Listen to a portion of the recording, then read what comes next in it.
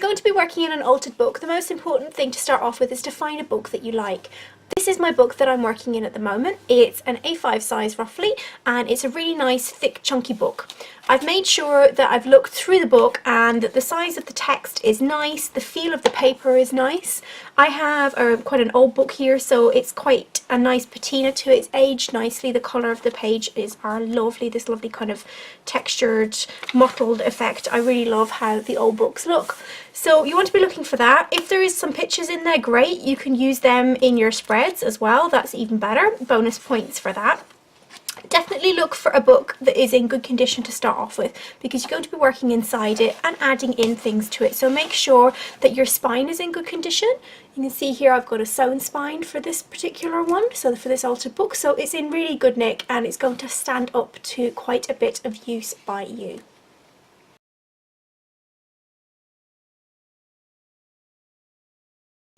So when I work in my altered book, I'm afraid I'm just too dang lazy to go in and start taking out pages, cutting them out, and risk kind of ruining my book that I found and that I really love.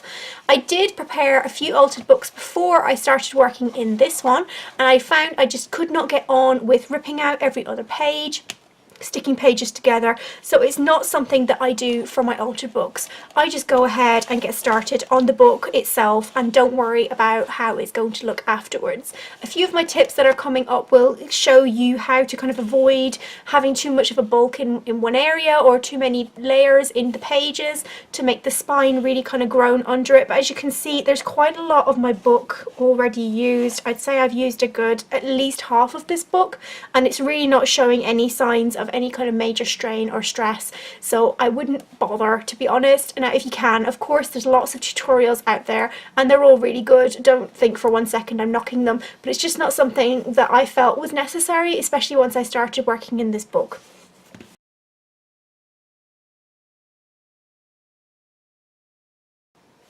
So when I'm working in my altered book, I'll show you some of the pages that I've made. This book's been around for a while, so there's a few kind of older spreads in here and there's some newer ones as well. But when I started to work in this book, I made a really conscious effort that all I was going to do with the book was to layer it with paint. I was going to really take it easy with the embellishments. You can see here I've got a transparency that I've just stapled in here. But because I wasn't going to add in a whole pile of chunky embellishments to it, it meant that the book would be staying much flatter. So I make sure that I use mostly paint in all of my pages. I will go in with like pencils, things like that, but mostly it's paint just to keep the layers to a minimum of the bulk. There's still a lot of layers in them, but it's not so bulky. So this one here is just with some tissue paper, pattern paper that I've stuck in here as well, some stamps and some stencils. And this one here I've actually cut out. This was for a Jessica Sporn design team project, so I've actually cut out a flap here to just kind of give it some extra interest, and this is all with stamps and with stencils. Did I miss one? Oh yeah, my cat ruined this one. So this was for a Get Messy one.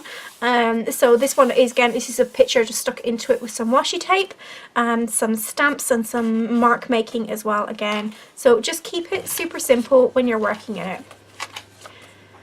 I don't often, in fact I don't think I have ever really prepared any of my pages with gesso.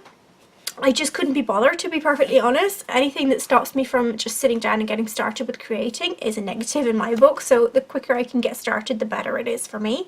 So for the gesso, I didn't want to put gesso down on my pages because I didn't think it needed it. The paper holds up the paint really well, and I really like to still see the text peeking through. You can use a clear gesso if you want to keep with this kind of text showing technique, and you can add on the paint on top of that because you can use that as well.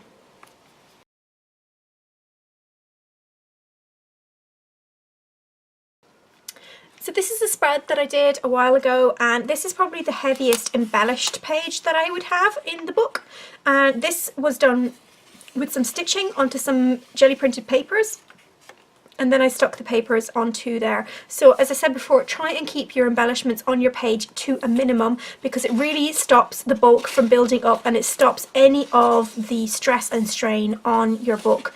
I don't think that not using any embellishments in this book has made any of these pages any the less lovely or pretty, and I don't like them any less because I have used fewer embellishments in them than other pages in my journal.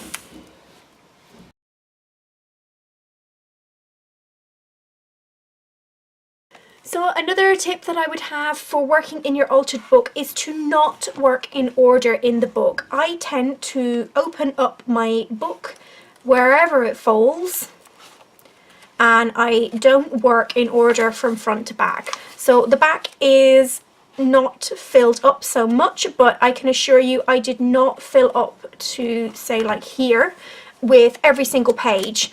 There are pages in between the pages that I've made, and I just open it up wherever I feel like there is a few pages spare or a few pages missing.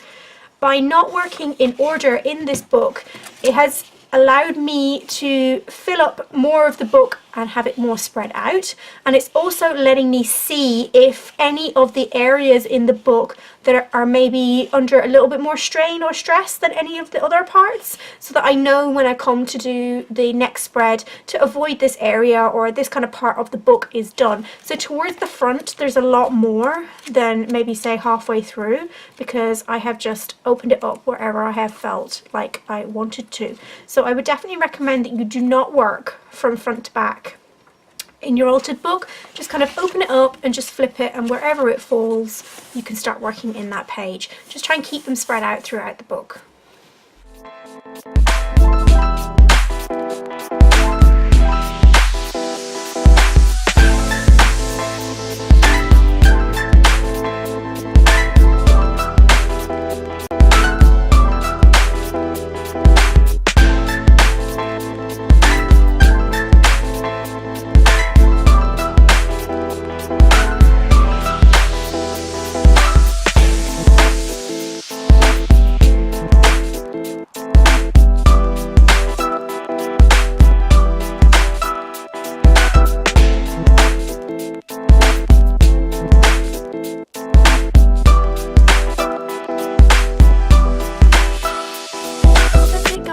This tutorial video, walk through, flip through, whatever you'd like to call it. I hope that you enjoyed it. Please let me know in the comments below if you have worked in an altered book yourself and how you feel like you've gotten on with it.